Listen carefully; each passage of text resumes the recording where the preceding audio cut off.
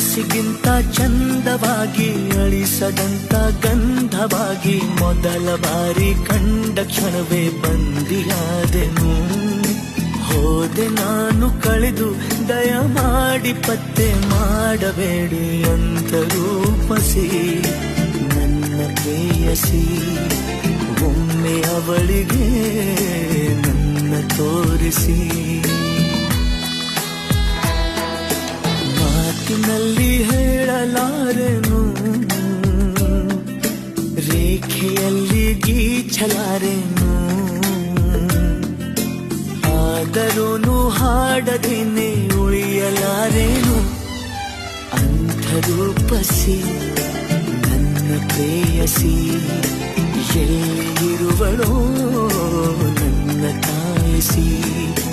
ನಾನು ಪ್ರೇಮ ರೋಗಿ, ದಯ ಮಾಡಿ